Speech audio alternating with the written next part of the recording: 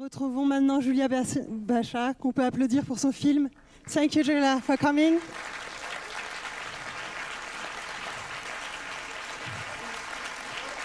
Thank you for your wonderful film. Please take a seat. Merci pour votre merveilleux film.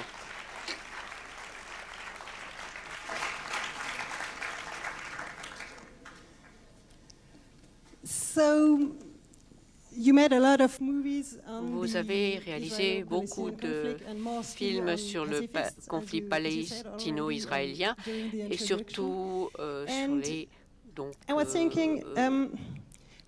événements qui se produisaient là-bas. Comment avez-vous trouvé Naïla et pourquoi l'avez-vous choisie? Elle qui a été très active lors de la première intifada, c'était il y a 30 ans. Merci. Je vais vous parler en anglais puisqu'il y a une traduction simultanée qui est une chose absolument extraordinaire que le festival vous fournit.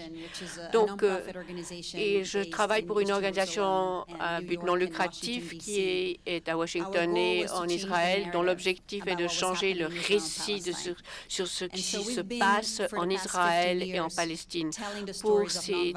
Pendant ces dernières 15 années, j'ai essayé de raconter ce qui se passait sur le terrain en me concentrant sur les individus qui partageaient les valeurs de pluralisme et d'inclusion sur le terrain pour qu'ils puissent être plus efficaces et s'opposer aux acteurs violents. Nous avons fait beaucoup de films parlant de gens qui travaillent actuellement sur le terrain à faire et qui continuent à faire ce travail et sont nombreux. Mais nous souhaitons également nous assurer qu'il n'y avait aucun malentendu sur le moment où se produit la résistance violente. L'un des défis que nous avons rencontrés dans nos films, c'était surtout dans le film Boudreaux, on dit enfin les Palestiniens ont découvert la non-violence. Et ça, c'était un gros malentendu parce que du point de vue historique, les Palestiniens ont utilisé la résistance non violente depuis le 19e siècle. Et ça, c'était vraiment quelque chose qui est invisible dans leur lutte pour la reconnaissance de leur nationalité. Et le moment le plus exemplaire de cette histoire, c'était la première intifada, qui est très souvent mal interprétée en Occident, mais également dans la société palestinienne. Et ces malentendus touchent deux points. D'abord, ça concernait les méthodes utilisées à l'époque. Je pense que vous avez pu vous en rendre compte. La première intifada a utilisé des exemples classiques de résistance non violente, comme le boycott, des sit-ins, des manifestations, création d'institutions parallèles, donc la création de sa propre société civile en vue d'un État indépendant. Ils ont réussi à faire cela à un niveau qui n'a jamais été atteint par aucun autre mouvement comme l'apartheid, par exemple. Ils ont réussi à créer des hôpitaux, des écoles, des systèmes de sécurité qui étaient totalement séparés du pouvoir d'occupation militaire. Nous voulions raconter cela.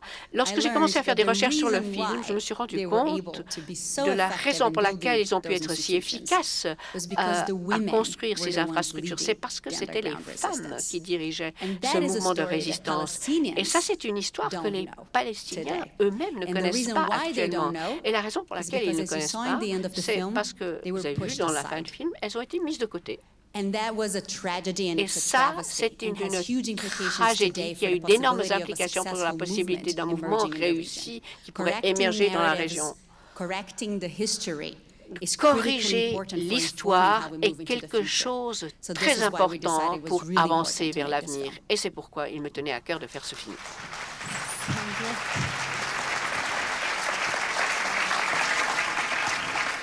Et ce film est très personnel et concerne l'histoire de Naïla et de sa famille. Et vous expliquez pourquoi vous avez choisi cette femme, parce qu'on l'avait oubliée.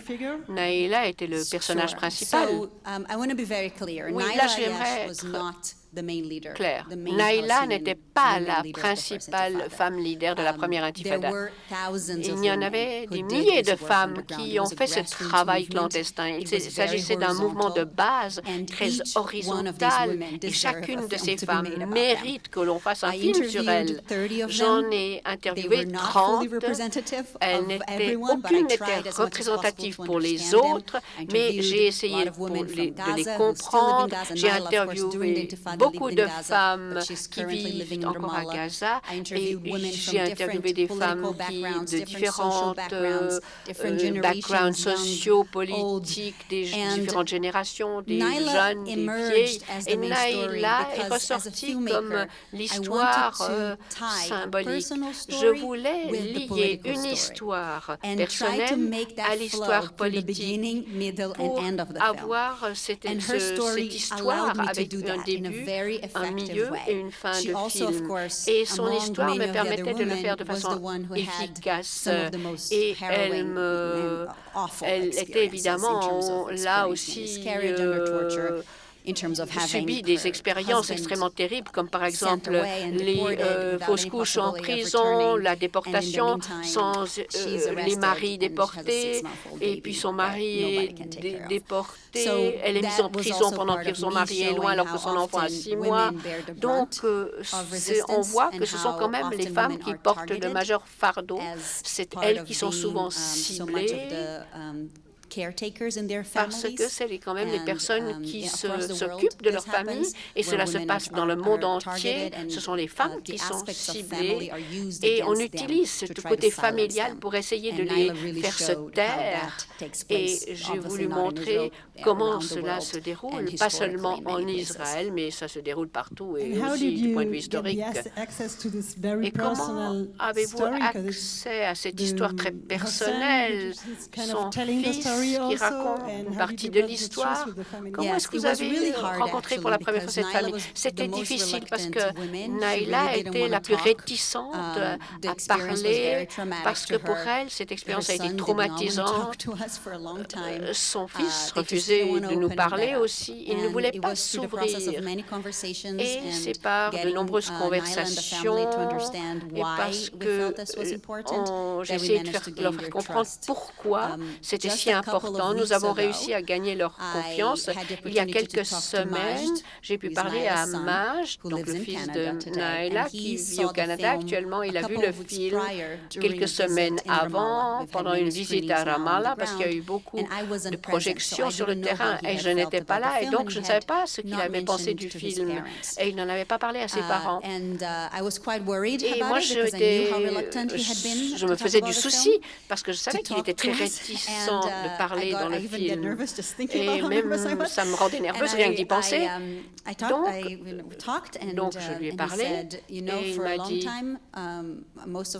c'est pour la majeure partie de ma vie d'adulte, j'ai essayé de pousser ma mère à faire une thérapie pour travailler ses traumatismes. Elle a toujours refusé. Et maintenant, j'ai constaté que ce film est devenu sa thérapie. Et ça, c'est quelque chose de totalement inattendu pour moi comme résultat de ce film. Mais depuis que le film est sorti, Naila est devenue très ouverte.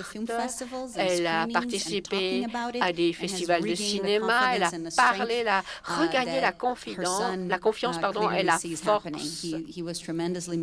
Et son fils a remarqué cela et il est très touché par ce qui se passe et que cette histoire soit enfin sous les feux de la rampe. Ça veut dire que vous avez fait quelque chose pour Naila. Donc maintenant, je vais demander au public de poser la question parce que je suppose que le public a beaucoup de questions à poser.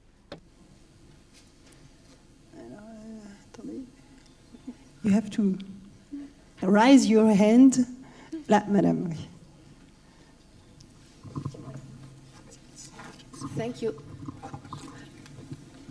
Thank you so much. Un énorme merci pour ce film. Et pour ma part, j'ai appris beaucoup de choses et j'ignorais complètement ce qu'avaient accompli les femmes. Et c'est vrai qu'on entendait parler de l'intifada et des choses absolument horribles, mais jamais je n'étais au courant de ce qu'avaient fait les femmes, et c'est extraordinaire de le découvrir. Alors la situation aujourd'hui, quelle est-elle? Et c'est vrai qu'il y a pas mal d'eau qui a coulé sous les ponts, et pas forcément des bonnes choses.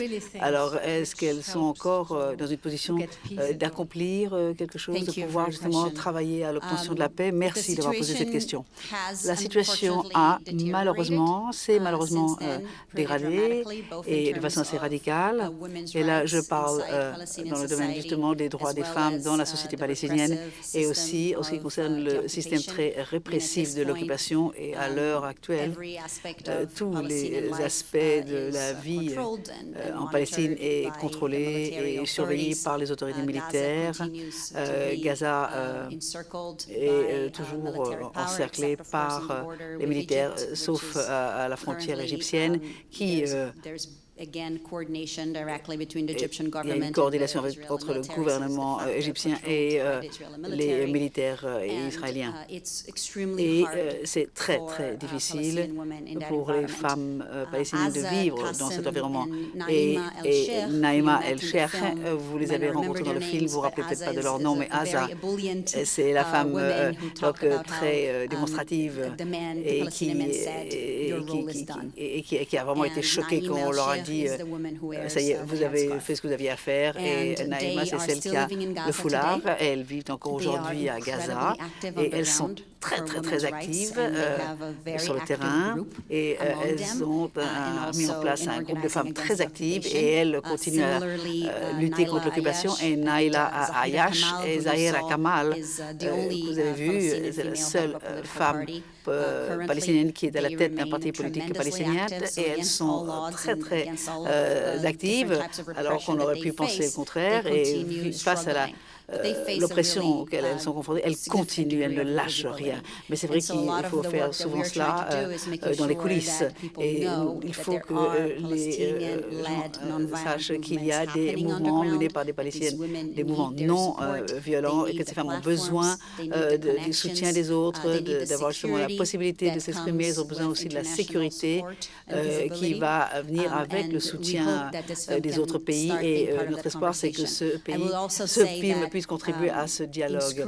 Et c'est vrai qu'on a montré ce film dans les territoires palestiniens, et le film devient un outil très, très important et utile pour les femmes. Et la première intifada, pour les Palestiniens, c'est un moment duquel ils sont très, très fiers. Et maintenant, ils sont en train de découvrir par le biais de ce film que le moment où ils étaient le plus fiers, c'était justement grâce au dur labeur des femmes. Ils se rendent compte que peut-être qu'il faut faire quelque chose pour la libération. Et la conversation va prendre la direction, à savoir on ne peut pas avoir une libération nationale sans y faire participer les femmes. Les deux vont de pair. Ici devant, s'il vous plaît. Monsieur, ici devant. Devant. Le micro arrive. Oui, bonjour et félicitations pour les films. C'était vraiment un moment assez spécial. Et ma question, c'est la suivante. On sait très bien que l'État d'Israël est gouverné par un gouvernement d'extrême droite religieux, qui son objectif, c'est les grands Israël. Alors, ils ne veulent pas négocier, ils ne veulent pas savoir. Mais on sait aussi qu'il y a un grand mouvement des femmes en Israël pour la paix. Est-ce que vous avez pu montrer ces films en Israël? Et si oui, quel impact il y a eu de la société israélienne? Thank you so much for your question. Merci beaucoup d'avoir posé cette question. So Just Vision, the non-profit organization that I mentioned earlier, Just Vision, l'association à but non lucratif dont j'ai parlé, a donc une stratégie bicéphale. Et il y a bien sûr les films et l'engagement des communautés et l'impact qu'a ce film. Et nous avons aussi un site qui s'appelle Sirak Commit en langue hébreu, qui veut dire l'appel local. C'est une stratégie sur laquelle nous nous sommes mis d'accord il y a 3 ans pour atteindre le public israélien sans avoir à passer par les médias israéliens. Et il s'agissait de changer, parce qu'avant le message était changé, altéré, modifié. Alors 2,5 millions de lecteurs en Israël, dans un pays où il y a 8 millions de personnes, donc c'est une grande partie de la population. Et nous allons utiliser cette plateforme pour diffuser ce film en ligne, pour pouvoir atteindre les Israéliens en direct, et on pourra atteindre des millions de personnes qui seront à même d'avoir accès à ce film. Et nous avons une équipe israélienne, Yael Moron et Hakai Matar, qui sont des militants incroyables. Hakai Matar, qui a été emprisonné en Israël pour la période la plus longue. Il a refusé de faire son service militaire. Il y a une longue tradition de cela en Israël.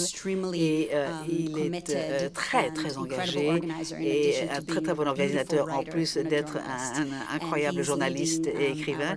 Et c'est lui qui dirige notre campagne, et il va s'assurer que les Israéliens puissent voir le film. Et bien sûr, je ne parle pas des Israéliens qui déjà se sont engagés pour la paix, par les autres personnes.